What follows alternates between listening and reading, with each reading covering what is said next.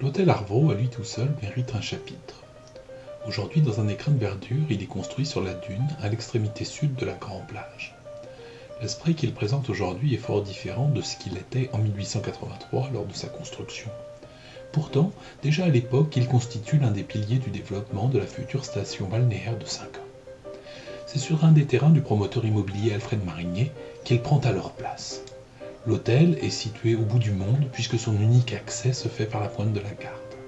La grande plage est encore sauvage sur toute sa longueur et le quartier des Miels, futur cœur de la station balnéaire, n'est pas encore sorti de terre. Rapidement, il prend le nom d'hôtel de la plage. Café, billard, fumoir, salon, atelier de peinture, de photographie. Le confort de l'hôtel décrit dans une publicité de 1890 est alors hors norme.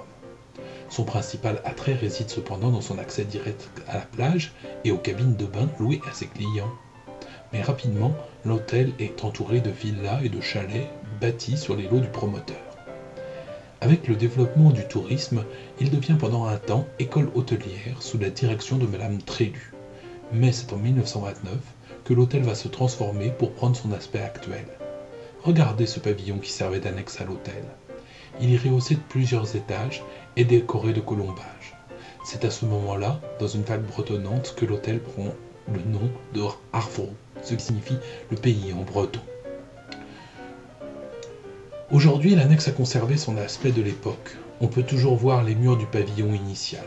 À la recherche d'authenticité du terroir, elle prend le nom de Ticos, vieille maison.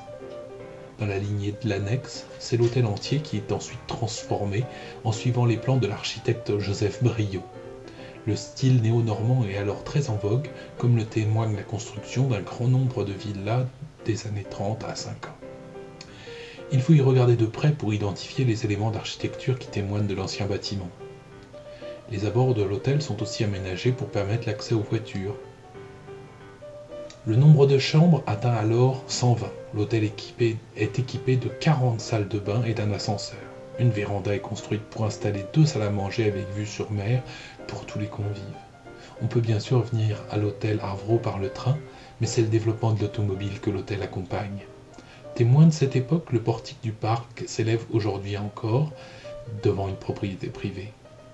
Un grand garage est alors prévu, mais la crise de 1929 limitera sa construction à son aspect actuel. L'hôtel Arvro soigne sa décoration comme l'atteste cette fresque de Marie Piriou dans une salle à manger. Tous les détails de décoration intérieure sont prévus pour l'architecte. Les placards sont ornés de peintures qui représentent les environs de l'hôtel, comme ici les ruines du château du Guildo, ou le moulin d'âne au lieu de la bataille de Cinq-Ans, ou encore l'accès à une crique par un chemin creux de Cinq-Ans. Sur la dune, les arbres ont poussé et le parc est un lieu d'animation de la station courue. Si c'est toujours la vue sur la mer et l'attrait du bain ou des activités physiques sur la plage qui attirent, les animations culturelles cultivent l'aspect breton. Les éléments du mobilier aussi. Plus que de confort, on peut parler de luxe. Le style Art Nouveau est très présent dans l'ameublement des chambres.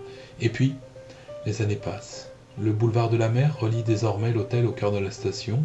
Les vacanciers, de plus en plus nombreux, favorisent le camping et délaissent les hôtels.